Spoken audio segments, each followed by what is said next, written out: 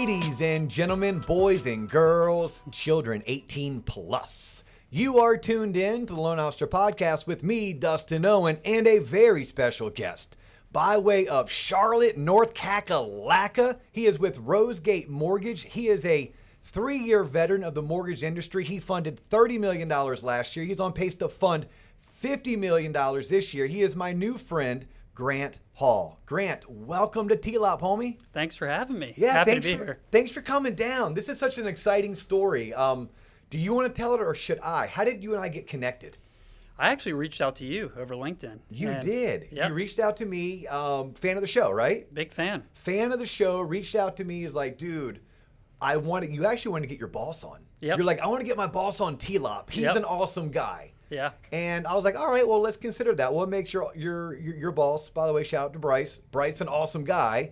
And you started telling me the ways, but then I started asking you questions. I'm like, I don't know, Grant. I think I want to have you on the show. Well, I appreciate that. Yeah, no, I thank you for taking the time. And maybe if Bryce is cool enough, we'll have him on too. True. Yeah. Yeah. I'm going to let you sell me on why that is. Okay. But I love the fact that you flew down from Charlotte to Orlando, Florida to be on TLOP because, well, fact be known, I sometimes get shit from our fans because I said, oh, you don't highlight or spotlight the broker community enough. I'm like, I love the broker community. I have a ton of friends who are mortgage brokers. Yep. They're like, yeah, but how come all the top producers you bring on work for banks or independent mortgage bankers? I'm like, I don't know. Those are the people that I know. Mm-hmm. So when I saw the numbers that you were putting up and that you worked for a mortgage brokerage, I was like, hell yes. How do we kill two birds with one stone? That's right. So here's my goal today. My goal is that I'm going to pick your brain. Okay. Because you're 3 years in the industry. That's right. You're putting up the numbers you're putting up, and people want to be like you. And if they don't want to be like you, I'm going to tell them they should want to be like you. And we're going to talk about how did you, A, choose the mortgage industry, and then B, where did you start? How did you get to where you are now? What keeps you motivated? And then maybe I'm going to ask you to give some tips, tricks, and suggestions. Okay. Some people have been at this for 15 years, and they're not where you are, but they want to get to where you are. Yep. Some people just got their license yesterday, and they want to become the next you. We cool with that? Yeah, sounds Awesome. great to me. Any questions for me before we get started? No, not really. It was great catching up with you over lunch and excited to dive into it. Yeah, thank you for that. Yeah, Grant and Bryce brought in shout out to Latin Square. Latin Square. It's in Orlando, Florida. I've never had their food. Their black beans and rice were the bomb. Yep, right in downtown. Great spot. Yeah, so they brought it, sat down with me, JC. We broke some bread, talked some shop. That's right. Ate some lunch, and now we're going to do this. You're with Rosegate Mortgage. Yep. Some people are like, oh my gosh, there he goes again talking about Rosegate. Other people are like, who the hell is Rosegate? Well, Rosegate is a up-and-coming mortgage operation out of Charlotte. But here's why I love Rosegate. This is so selfish of me. Why? Because they're bringing me up to their market in August 24th. They're sponsoring it. They're bringing in their friends from United Wholesale. You'll have another sponsor helping out too, right? A local attorney? Yep, Norwood, Armstrong, and Stokes. They're a great local closing attorney in Charlotte. They also service South Carolina as well. So. Beautiful. So they have some sponsors. I'm flying up there. JC's flying up there. We're bringing my man Brett Young. United Wholesale's flying someone down. Who's United going to fly down for this event? Alan Baydoun. So he runs the entire sales division at United Wholesale. Shout out to Alan. It's going to be a 4-hour loan officer mastermind. Like think sales rally. 4 hours. It's free. Well, it's not free to Rosegate, and it's not free to other people. But thanks to Rosegate and their sponsors, it's free, and we're doing it at a brewery. Yeah, we're super excited for it. We think it's going to be awesome, and just a good way to intermingle with local loan officers and learn best practices and continue to perfect our craft. So, what's the brewery?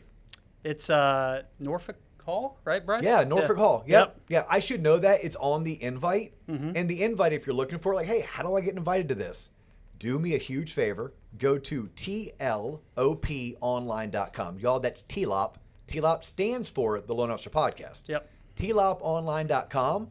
Brand new website. It is freaking amazing. It is branch manager in a box for anyone in the mortgage industry. Scroll down past the video of me. Mm-hmm. Right below it says where we'll be next, and you'll see August 24th. You can click there. You can register. It's a free event. Obviously, it's first come, first serve because the venue will only hold so many people.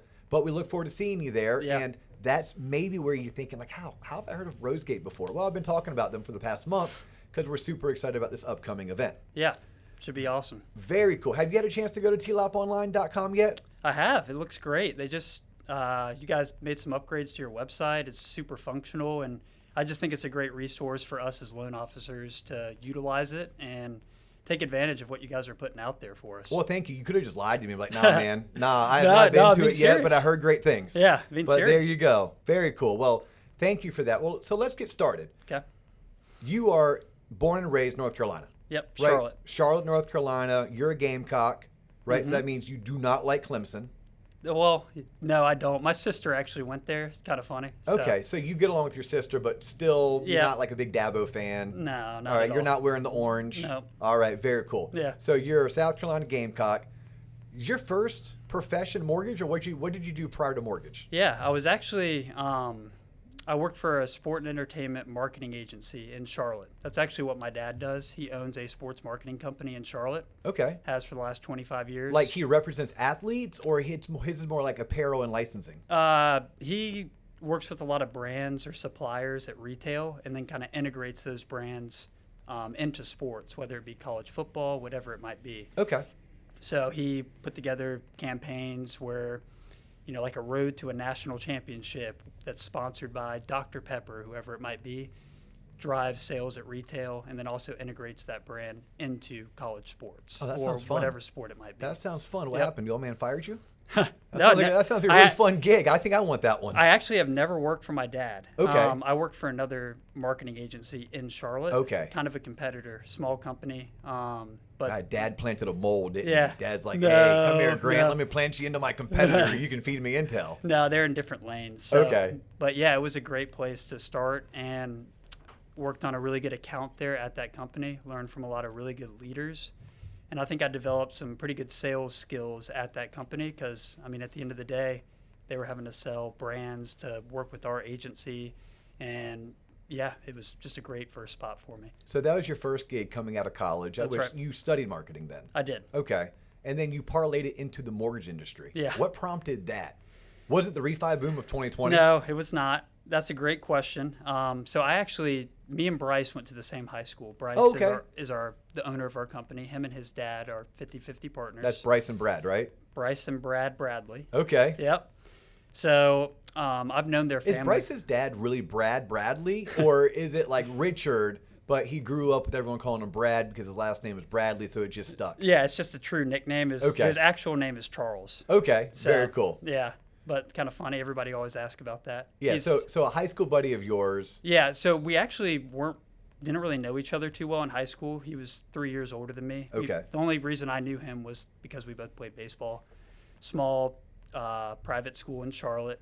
And I just knew the Bradley family and had the utmost respect for him. And I knew Brad's past history in the mortgage business. He started and sold 2 different wholesale mortgage companies, and he's been out of the business for 10 years. And then him and Bryce decided to start Rosegate. And I was actually the first hire at Rosegate. I just kind of took a chance and believed in what their motto was and their vision, and just took a leap of faith. I was 25 years old. It was in the middle of COVID.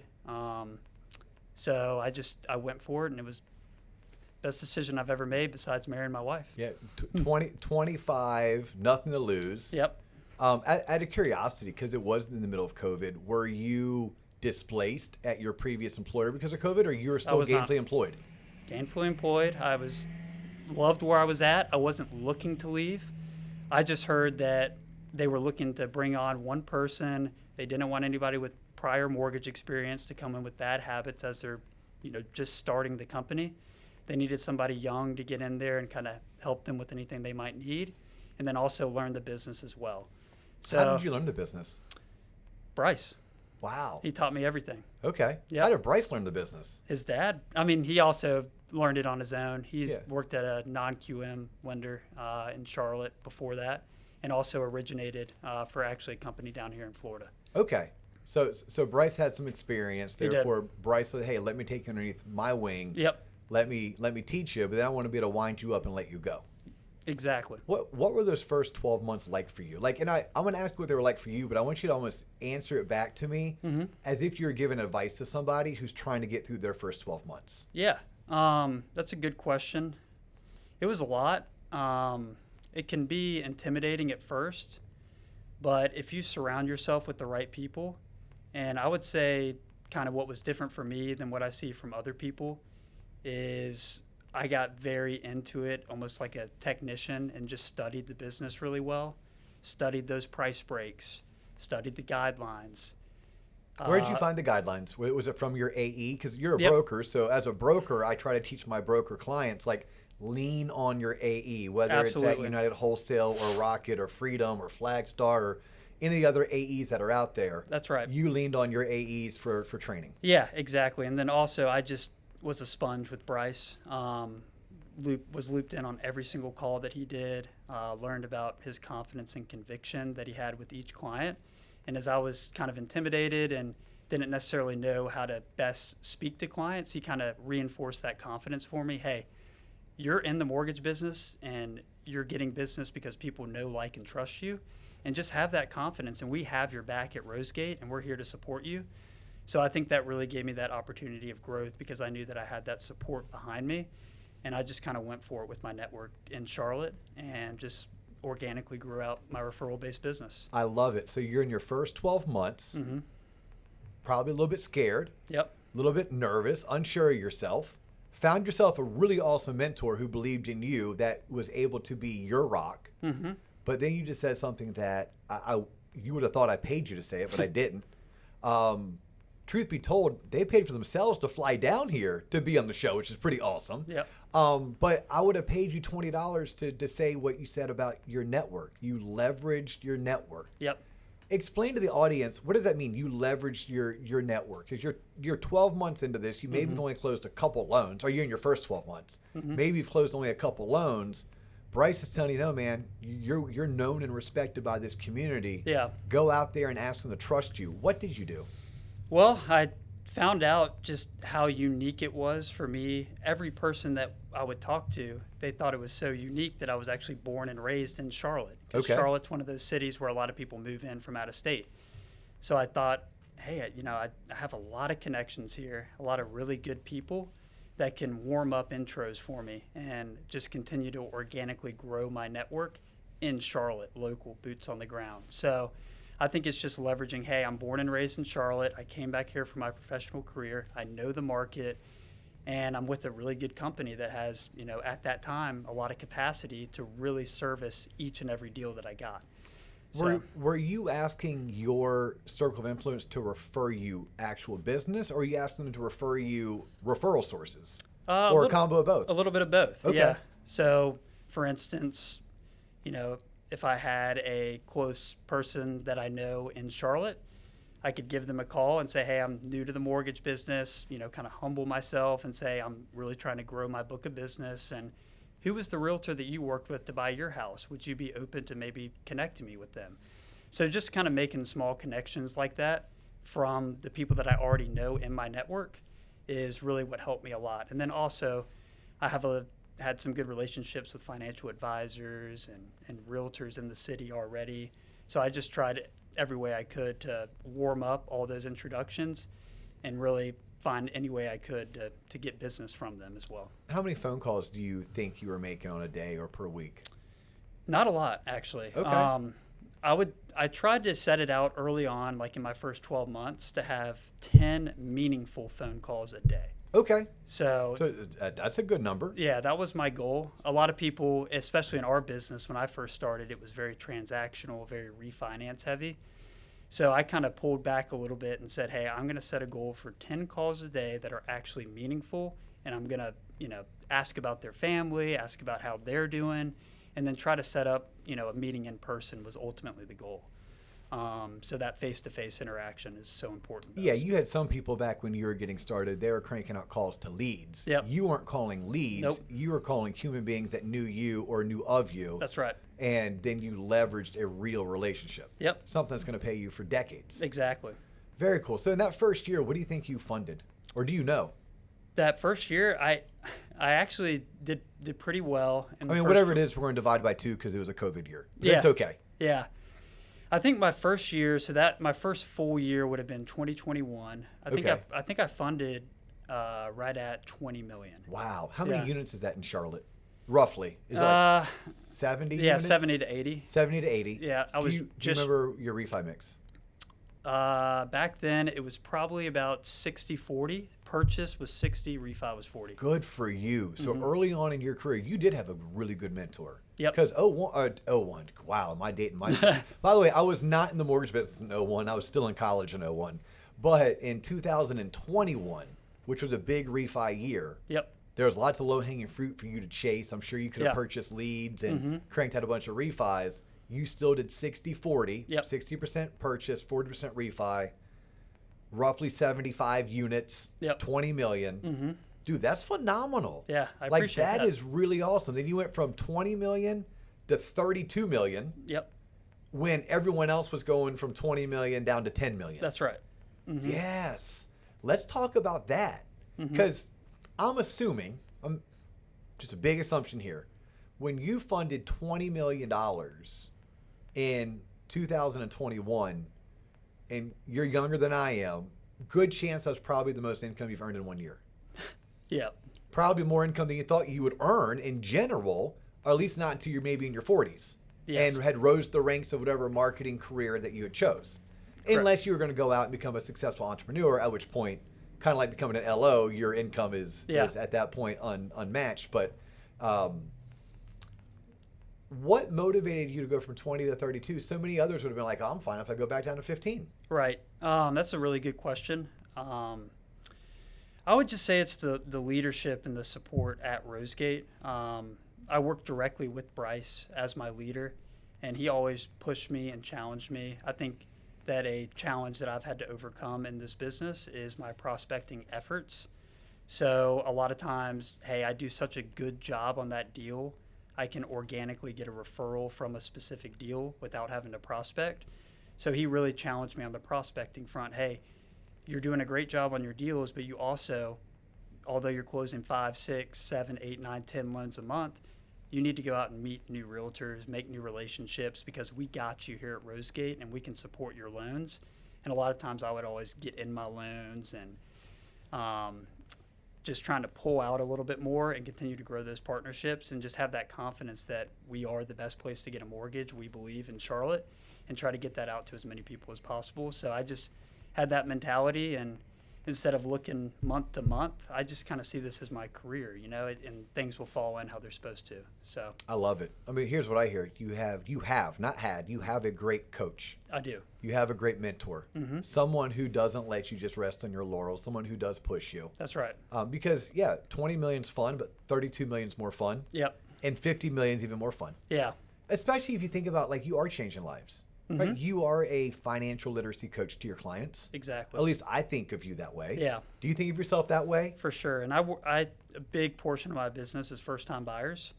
So that's my favorite, is that educational piece and making sure that they're comfortable and excited, and just help them in any way possible to get that dream house that they've been working for instead of paying $2,500 a month in rent in Charlotte. Yeah. What do you think sets you apart? Like you as Grant the LO. Right, you work for an awesome mortgage company, but why do you think your clients resonate with you, or your realtors really want to refer you? I really do think it's my work ethic and my responsiveness. I like to always say I'm available on nights and weekends when I know a lot of other people in our business work the Monday through Friday, 8 to 5. So I just think it's that personal touch of, hey, I'm in their corner at all times, whether it be the realtor or the client, to help them buy that house and really help the realtor as well grow their business, because they're relying so much on me to make sure that they're approved, they're comfortable before they submit that offer. So, and then I also think it's just, I have we've created an internal, it's called a domination tracker. So I have a huge mentality that if you get a deal in and that deal goes under contract and you're actually working that loan, you have to dominate that loan every single time. Just because I always say you can lose a partner 10 times quicker than you got that partner in the first place. So then how do you dominate? A lot of different ways, just staying on top of everything, good communication, keeping the listing agent and the buying agent involved, developing a relationship with the closing attorney. A lot of people don't do that, and that could be a huge referral source for you or a good way to get your name out as well. Do me a favor. Will you repeat that? Just about the closing attorney. Yeah, closing attorneys are a great source for you to grow your business. It is crazy. And I'm going to speak firsthand as an originator. If you ask me, like people love to ask, well, Dustin, what are some of the mistakes you made in your career? I'm like, well, my career and my life, there are way too many. I can't remember them, right? But like anytime I have something that resonates as a mistake, it's usually an opportunity mistake, right? It's an opportunity cost, something I didn't do, not necessarily something I did. Yep. I own things I've done, dumb, failures, cool. But what I have a hard time owning are my opportunity costs. One of it was, gosh, I wish I would have started a homeowners insurance company or invested in one 10 years ago. When I look at the number of loans that my mortgage operation has written over the past decade, thinking we could have captured 10 or 15% of those policies and then cross-sold some of them into auto policies. Think about what that would be worth today. I'm like, oh my gosh, that's like a 7-figure opportunity cost on my end. That today I'm going to try to change that, but I wish I could go back in time and change it. But as an LO, I never properly worked the closing company. Dude, I love title reps.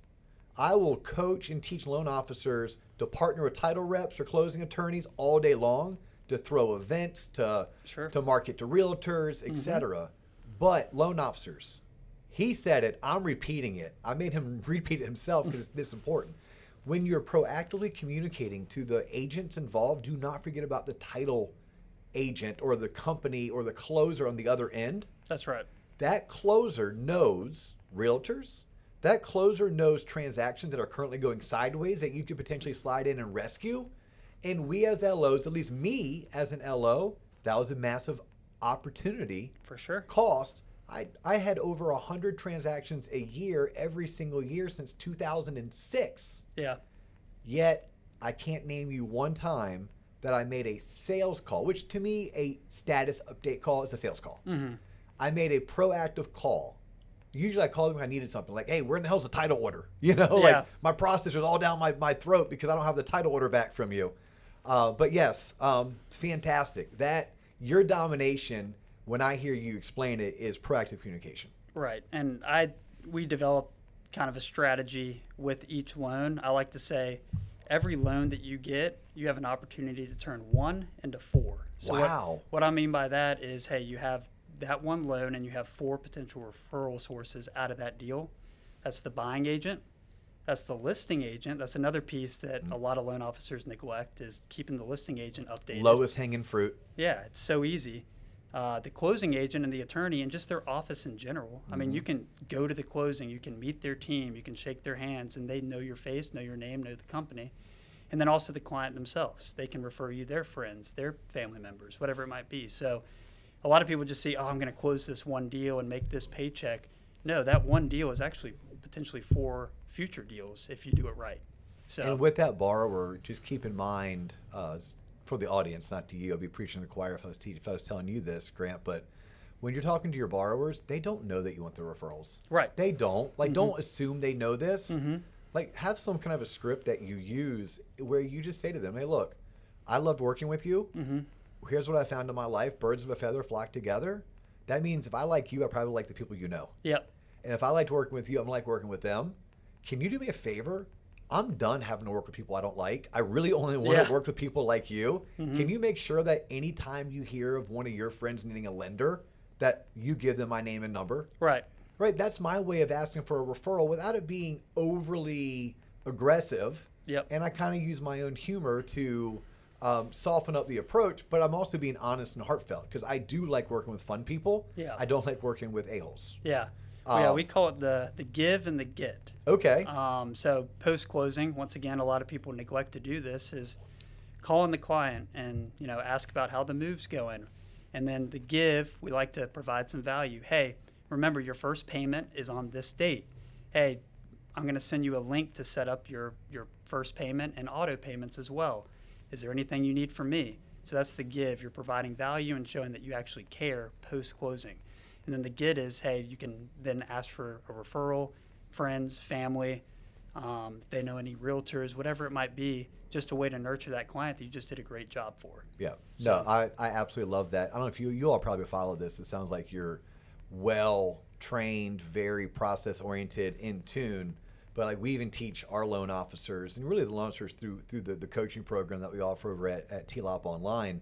But it's like there's 3 different opportunities to get a referral from your borrower. Mm-hmm. You do it at the introduction, like pre-qual, pre-approval, when you feel like you've won them over and they're like, oh my gosh, super excited, they're going to go find a house. At that time, you remind them about their reticular activator and how it's turned on. Then at clear to close. Yep, that's a big one. At clear to close is a great time to say, hey, we have you approved.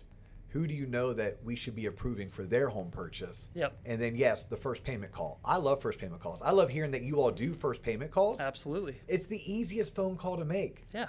It's like, hey, by the way, looking out for you. I know it's a confusing time. You've been moving. Just want to remind you that your payment's coming up, and you guys take it one step further with helping them get set up on auto payment. I think that's fantastic. Yeah, exactly. How about some learning opportunities? So if you look back over the past 3 years, knowing what you know now, right? Because you have those 200 transactions underneath your belt. I teach and coach loan officers, as you probably know. I tell them until you've done 10 transactions, you don't even deserve to wear the name LO as on your name badge. Exactly. Until you do 50, you won't really know what you're doing. You won't be good until 100, and you're not an expert until you've done 200. Just kind of what I've learned, for the past almost 20 years now. Sounds about right. But you're at that point. Hey, 200 loans. You're coming up on it. If you're not there yet, you're pretty darn close. Yep. Coming up on that milestone, you are the expert, but you're an expert within 3 years of service. Looking back, talking to yourself 3 years ago, what's some advice you would give yourself knowing everything you know now? Whew, that's a really good question. I would say just a lot of times, like I said, a fault of mine was getting too into my business. So working in my business instead of working on my business. So I would say, hey, when I did get that opportunity in, don't be so obsessive over it. Know that your company has your back and they're there to support you. And you have to set aside time in your schedule.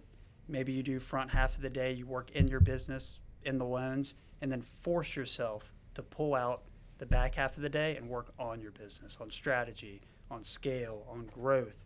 Because a lot of times you can just get so caught up, I'm closing, 4 loans this month. I can just kind of nurse these loans. I'm going to get a good paycheck, and, I don't need to go out and prospect. But every single day you have to find time, whether it's, a 30-minute call block, whatever it might be, that forces you into working on your business and continuing to scale it. So that's probably what I struggled with in my first 3 years, was just being so obsessive over each deal I got that I wasn't working on my business and thinking big picture. Yeah. What motivates you? What keeps you motivated? Another good question. I think it's just probably my family, my wife, and I just love what I do, really. And makes it easy, right? Like when you love what you do, it makes it easy. Yep. And you're a competitor. And, right? I mean, you're an athlete, yeah. right? So you're a natural competitor. I'd say the biggest thing that motivates me as well is I joined Rosegate. I was the first hire. I was, the third, fourth person in the door, and now we're scaling and growing. Have about 35 employees, 21, 22 producing loan officers. Who's nipping at your heels? Who's coming for you? We have a girl named Brittany Morris. Okay, Brittany. Yeah, Brittany. We see you. Brittany's doing some big things. She's she's the queen at working on her business, while I'm the king at working in my business. Okay. Like I just said. Yeah. So she's very good at, realtor partnerships and thinking big picture. Brittany, I think he just called you out for your sloppy loan files, but he didn't say that. I did. No, I'm joking, no. by the way. I do not know Brittany, and Grant did not say that, but. No, but she's great. But yeah, like I said, I think that just working for that small company and actually feeling like I'm playing a big role in the company growth is really motivating. So I help with strategy and kind of that boots on the ground perspective from the loan officer point of view. So managers who are tuned in right now, I just heard one word: empowerment. Empower your people. That's right. Grant's been empowered, and that empowerment, because you could have stopped at 20, 30 million. That's a great income. What a great life you're providing for you and your wife. Yep. Right? Like, you could have stopped. You're like, no, I'm not stopping. And I asked you what motivates you, and your answer is like, I love what I do. I love who I do it with, and you didn't say this, but what I heard is, I just don't want to let them down or myself down. That's exactly right. Yep. Yeah. And you got Brittany chomping at your heels, so you Yeah. got to keep that distance. Yeah, that's right. Yeah, that's fantastic. Grant, if people wanted to get a hold of you, learn more about you, your story, possibly pick your brain, how accessible are you, and what's your favorite form of communicating? Yeah, good question. Very accessible. I work a lot through my cell phone. I'm not going to say it here, but just connect with me on LinkedIn. If you want to, you can. But if you don't feel like it, I totally understand that too. Yeah, just connect with me on LinkedIn. It's Grant Hall, work for Rosegate Mortgage. And if you want to, have a phone conversation, just send me a message on LinkedIn. I'll give you my number. And Okay. Yeah, we'll go from there. I like that. You know what's crazy about podcasts versus like a live radio show? A live radio show doesn't have shelf life. Yeah. Podcast has shelf life. You fast forward 3 years, and then someone comes back and finds this episode, and they tune in. Now all of a sudden, you're getting a phone call. Maybe at a time in your life, you're like, oh, well, I was back then readily accessible to take strangers' phone calls, but now I'm not. So yeah, LinkedIn. That's honestly, it's my favorite platform. It's a great tool. Instagram's pretty easy for me. Like I'm on Instagram enough at the Loan Officer Podcast. Yeah. But on LinkedIn, I'm like first name Dustin, last name Owen. At this point, I'm hard to miss on LinkedIn. Sure. So you're Grant Hall. Yep. And if there's multiple Grant Halls, look for the one that's with Rosegate Mortgage. Correct. Yep. Awesome. Are you going to be at the event on August 24th? I will, for sure. Nice. So I get to have a beer with you. Yep, you will. On August 24th at the Loan Officer Sales Mastermind, sponsored by Rosegate Mortgage. Great. Grant Hall, thank you so much for being a fan of the show, for tuning in, for flying your happy rear end down to Orlando, Florida, and for being a guest on the Loan Officer Podcast. Thanks for having me. Appreciate it. This is all the time we have for y'all today. We look forward to catching you on the next episode. Sounds great.